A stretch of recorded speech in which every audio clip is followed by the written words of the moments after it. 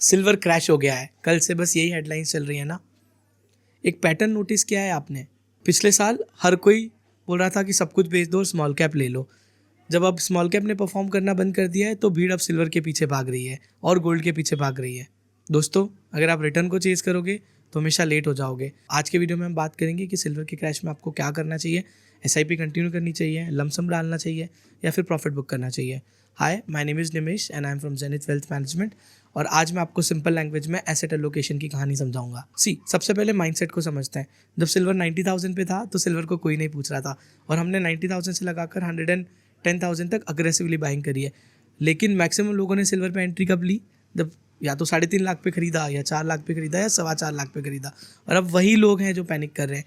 क्यों? क्योंकि आपने उड़ते तीर लिए हैं। अब 2 साल पहले इक्विटी सबकी फेवरेट थी, स्टॉक मार्केट सबका फेवरेट था। आज 2 साल बाद सिल्वर सबका फेवरेट है और वही 2 साल बाद इक्विटी फिर से सबकी फेवरेट हो जाएगी।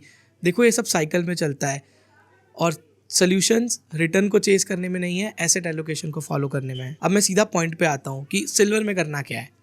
देखो, अगर आपकी सिल्वर में एसआईपी चल रही है तो वो एसआईपी तो आपने अगले 10 साल के लिए करी है, तो उसको आप चालू रखिए। क्यों? ये जो वॉलेटिलिटी है वो आपके फेवर में काम करेगी। Case 2, lump sum. अगर आप अब भी आपका मन कर रहा है कि नहीं, मुझसे तो सिल्वर की रैली छूट गई है और मेरे को लमसम करने का है, तो क्या करें? तो रुको, भाग के मंडे बाय करने मत चले जाना। हिस्टोरिकली जब भी सिल्वर में इतने बड़े बड़े क्रैशेस आए फ्लैश कार्ड्स की तरह, तो अक्सर वो क्रैशेस 4 से 5 दिन तक चलते हैं। तो आप रश ना करो। अगर आपके पास लमसम है तो आप थोड़ा सा वेट करो, 3-4 दिन तक न्यूज़ को सेटल हो जाने दो, प्राइस को सेटल हो जाने दो, फिर आप स्टैगर्ड वे में एंट्री प्लान कर सकते हो। बट जस्ट मेक श्योर कि आपका एसेट एलोकेशन इन प्लेस में हो। और अब बात करते हैं रीबैलेंसिंग की। देखो, आपके पोर्टफोलियो में मेटल 10 से 15% से ज़्यादा नहीं होने चाहिए। और क्योंकि अभी हम मेटल्स में बुलिश हैं तो मैक्सिमम एलोकेशन आप 20% तक कर सकते हैं।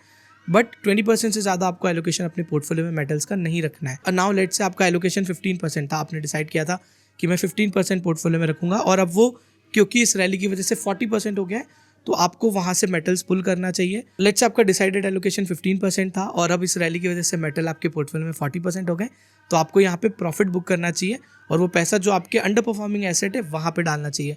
और जो मेरे ट्रेडर्स फ्रेंड हैं जो फ्यूचर्स डेरिवेटिव्स में काम करते हैं, तो प्लीज़ आप थोड़ा कॉशियसली मार्केट में काम कीजिए। अगर आपको वॉलेटिलिटी में काम करने का एक्सपीरियंस नहीं है तो प्लीज़ अभी इस फेज़ को अवॉइड कीजिए। देखो, लोगों के घर बार बिक जाते हैं।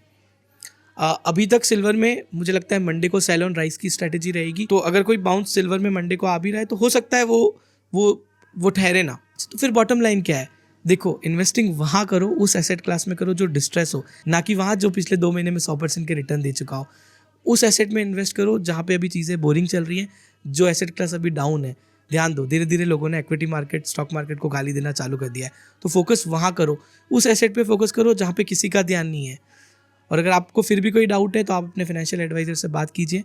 अगर आप चाहते हैं कि हमारी टीम आपकी इन्वेस्टमेंट में हेल्प करे तो डिस्क्रिप्शन में कॉन्टैक्ट डिटेल्स हैं। This is Nimesh signing off from Zenith wealth management. Remember, don't chase returns, chase consistency. Happy investing.